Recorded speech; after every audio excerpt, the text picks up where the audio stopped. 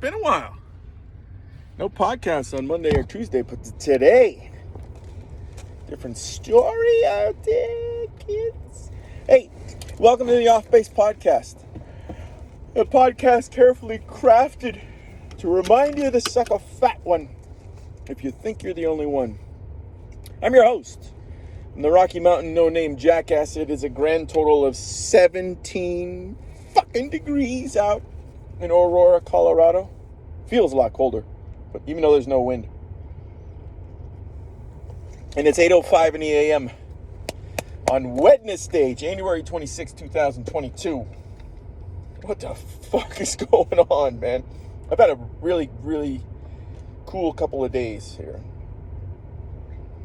No podcast on Monday or Tuesday, but and I got a reason for that, but I'm not going to go into that just yet.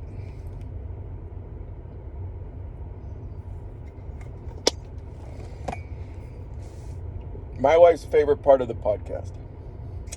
That's sarcasm.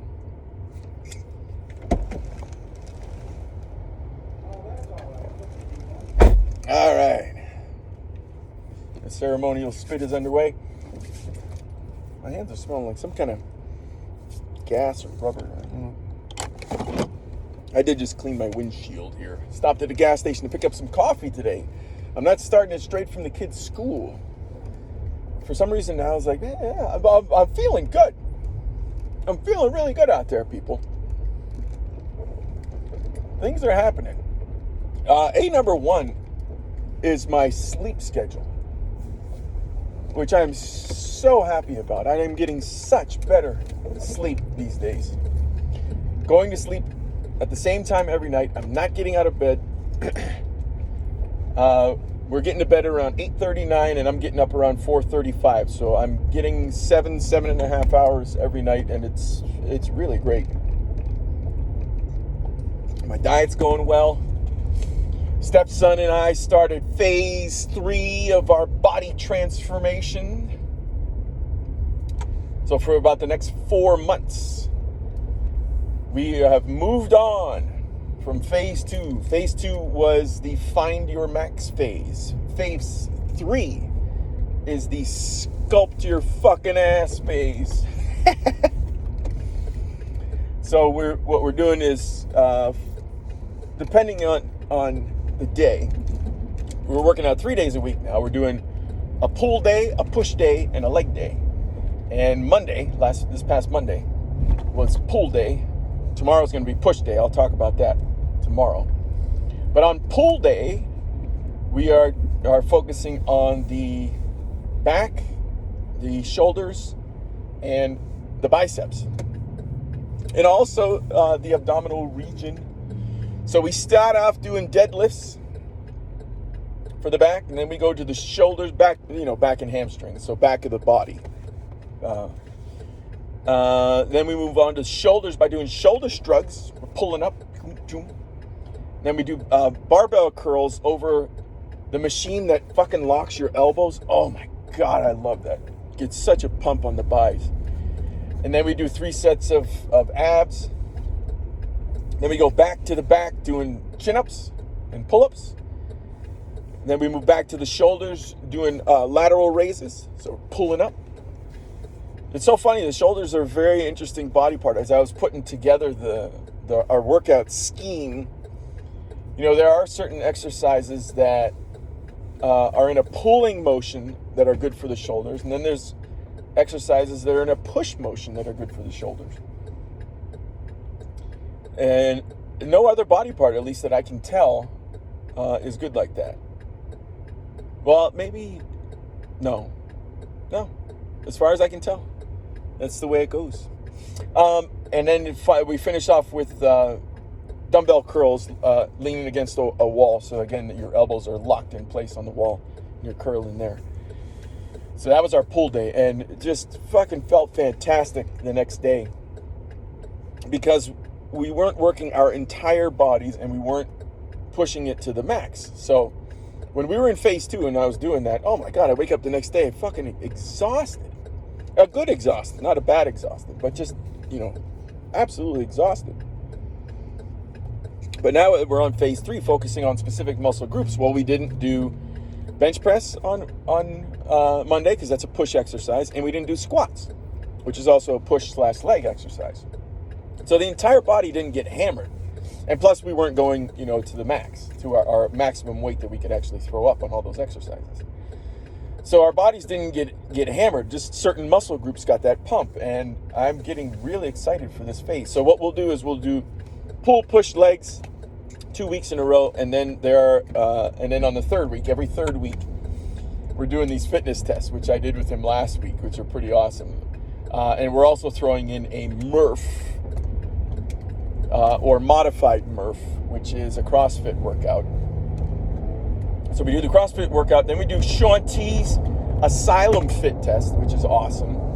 And we're doing the Air Force Fit test as well. Luckily, I passed first time I took it. I got an 85 out of 100 for my age range. There are definitely some aspects of it that I can improve on. My push-ups I maxed out on. My sit-ups sucked, and my run was about average. So we'll see what I can do as far as improving my cardiovascular health in phase 3. Phase 4 is going to be all about cardiovascular health and burning off the fat after we put the muscle on. So yeah, in general, things are moving along quite well here in January. I'm pretty happy with how the month is going thus far. One story, well, you know what, I'll get to my story in just a second. I gotta recap the fucking playoff weekend, all the divisional title games that we had last week in the NFL. Man, it's been a lot of fun for me getting back into sports. I still can't watch basketball because of all the fucking 3-point shooting that's going on. There's no artistry to the game anymore. It's just who's ever got the ball and can take a shot from 45 feet out is going to take it. It's ridiculous. But football, even though they changed a lot of rules to protect the quarterbacks and the players, which is perfect, I'm fine with that, man.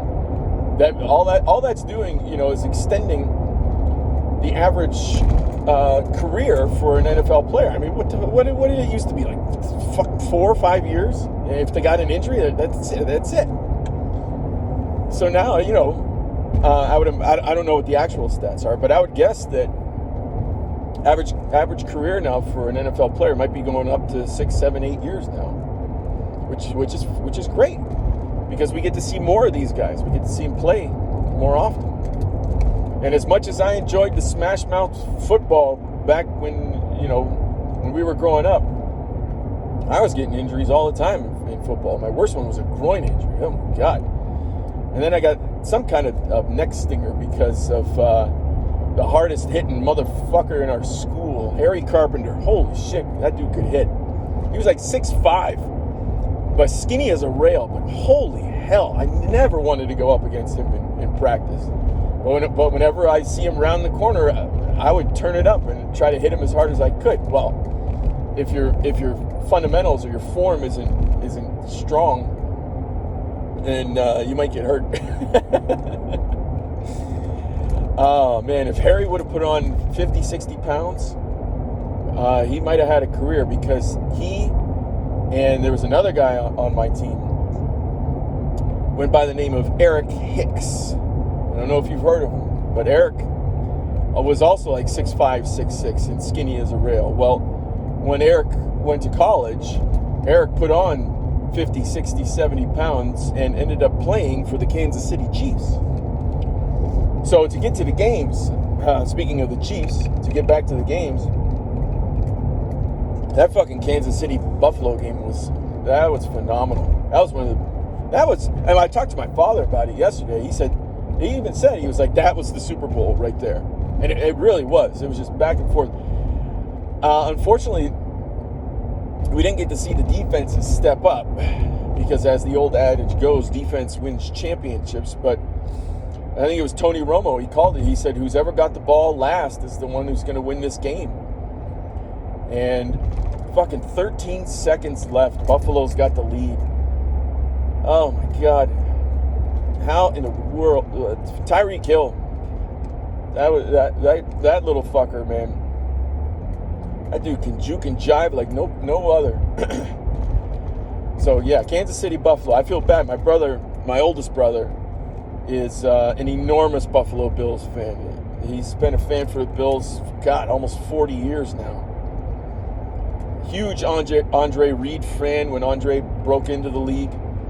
Jim Kelly, Thurman Thomas, and then they had those 4 straight Super Bowl losses. But he stuck with them. And he's got no reason to fall off the train now, because Josh Allen, at 25 years old, good Lord, there is a lot of football left in that guy. Holy hell. He's a solid player. Love watching him play. So, hats off to the Buffalo Bills. They need to change that fucking overtime rule. It's fucking dumb rule. If on your first drive you get a touchdown, the game's over, give me a fucking break. That's ridiculous. We got to see who the better man is. We got to see who outlasts the other. Which team outlasts the other. Who's got the intestinal fortitude, as they say, the guts? But anyway, before that one was the Tampa Bay game. Oh, man.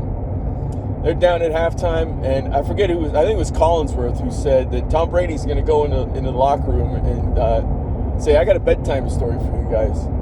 There was this one game where we were down 28 points at halftime, or whatever the amount was. But he was obviously referencing the Super Bowl where the Patriots came back after being down a huge deficit at halftime and won.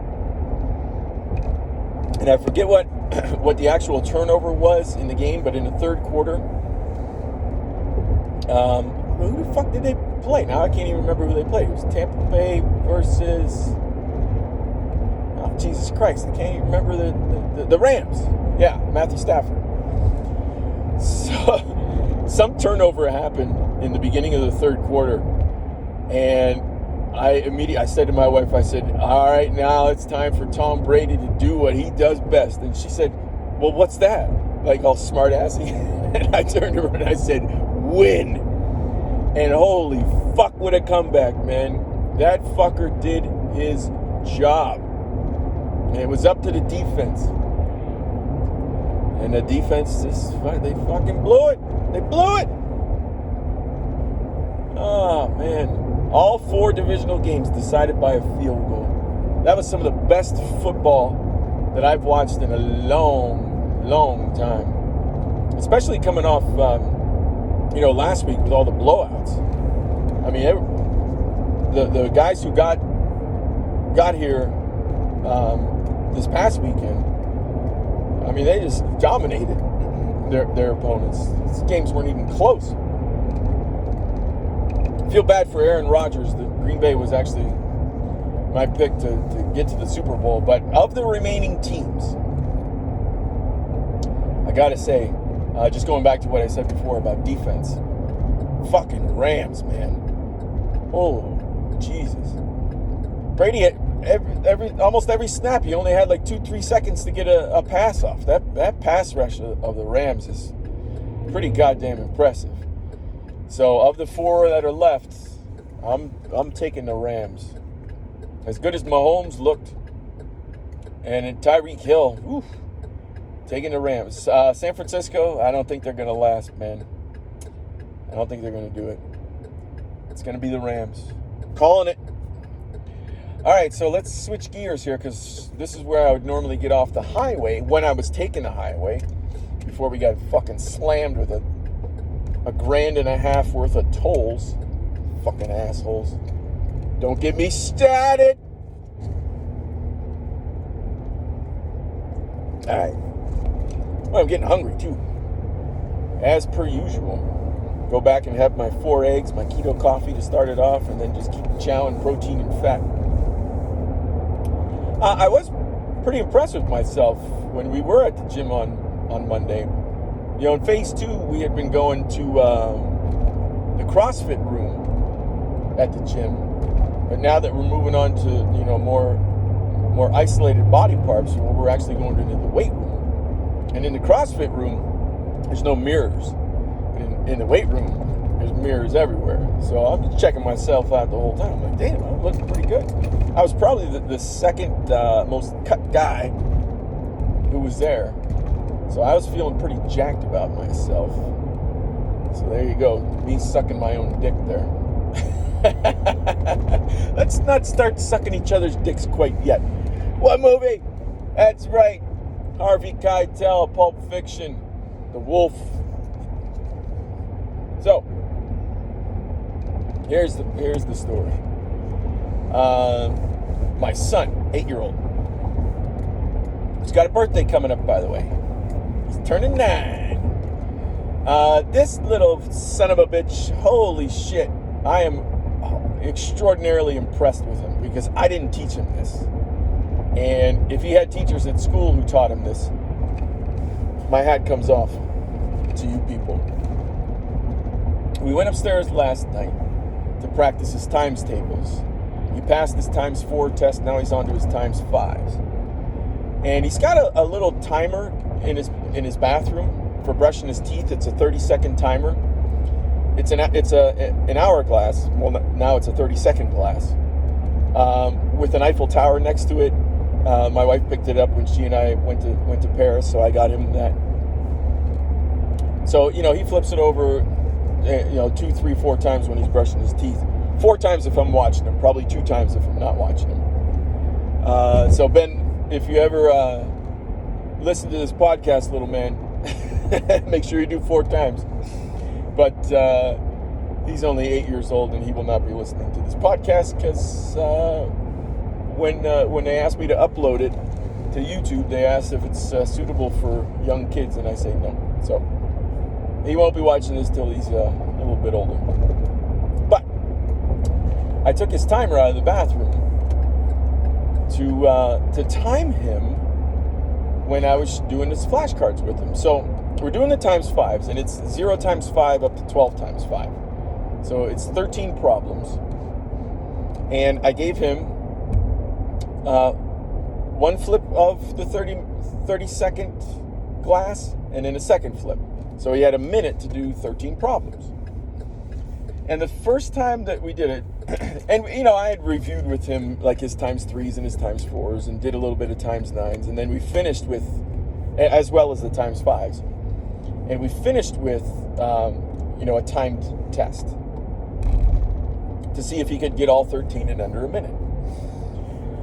So, and I give him all like little tricks to help him out. So he recognizes that times 5s are pretty easy because he just has to count by 5s. Like if it's 5 times 6, well, he goes 5, 10, 15, 20, 25, 30. He does 6 of them. He figures it out. And a little trick that I gave him, I said, all right, if you got a number that's higher than 5, 5 times 5, just start right there because now you've got 5 fingers on a hand. So if it's 5 times 7, well, you can start with 5 times 5 and say 25, 30, 35. And you can get it that way. And other little tricks that he knows about doubling, like 5 times 2 is 10. And if you do 5 times 4, well, 4 is double 2, so you can just double 10 and you get 20. Just little rules like that, little tricks like that. So he's got a nice little arsenal in his bag for doing it.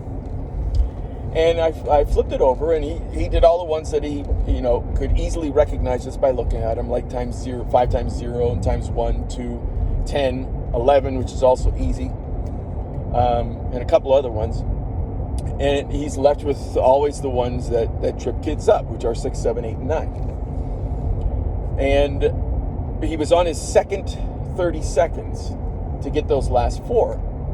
And for some reason, he was fumbling around. He couldn't quite get it. And he had gotten one of them. And then he turned to look at the timer and immediately threw himself off. He lost like 10 seconds, maybe got one of the last 3, and then that was it. And I said, buddy, don't look at the timer. I said, all you're doing is you're taking time away. You're taking focus away from what you're doing. And he started to cry. And I was like, oh, come on now. I said, here's what you got to do. You got to get a hold of yourself. You got to not cry because you got all these skills here. And I'm just giving you tips on how to get everything in under a minute. And the tip that I gave you right now is not to look at the timer. So he started to calm down. He started to calm down. And I said, you can do this, man. Just remember, I'm just giving you a tip. I said that looking at the timer is just going to take time away from you getting the right answer. And he did this amazing thing right after I said that. All of a sudden, he started to go into like this Mr. Miyagi thing, closed his eyes, and just started taking deep breaths. And I didn't teach him how to do this, but he just got himself real calm, all right? And I'm going to get scanned here, and I'll finish the story because, oh, there's Moto. I went to the wrong side. Morning. Have a great day. Thanks. You too. Moto! Moto! What's up, man? More. You too, man. All right, my brother. Moto. Moto's the shit. He's the motivator. Okay, so back to my son. He's doing like this Mr. Miyagi deep breathing with his eyes closed, right? And all of a sudden the tears stop. You can see this calm come over his face. And like I said, I'm sitting there and I'm going, holy shit, man, I did not teach this kid how to do it. I know my wife didn't teach him how to do it. And what we did then is that he spun around and I laid the cards out on the floor with the answers hidden. And then when he gets the answer right, he flips it over, right? So I told him, I said, all right, when you're ready, you spin around and I'll start the timer. So he spun around. I started the timer. There's Denver in the foreground with the mountains in the background. Beautiful, beautiful sight today. Started the timer, and he fucking flies through all the ones he knows. And he's left with I think 6, 7, and 8, because he knew 9 now. He knew that he could just go to 50 and then take 5 off and come back down and get 45. He had 3 left, and I just flipped it to go to the second 30 seconds. And he thought to himself, he was nice and calm. He thought 5 times 5 is 25, so he went to 6, and he said 30, and he flipped it. And then he went to 7, he said 35, and he flipped it. And then he went to 8, he said 40, and he flipped it. And it only took about 5 seconds, so he got everything in like 35 seconds. And I just sat there amazed at how well he composed himself, because it taught me that if I'm in tricky situations, well, shit, man, just take a step back, do a little deep breathing, center yourself, and you're gonna be the fucking man. So very proud of my son. Any of you with kids out there who are going through something similar in test-taking environments, try to get them to keep calm. I'm not going to say to chive on, because I've always hated those t-shirts. But anyway, we're here. We're back on base. I finished the story of my son. Things are feeling good, looking good. Hope everybody out there has a wonderful Wednesday, and I'll smell you tomorrow.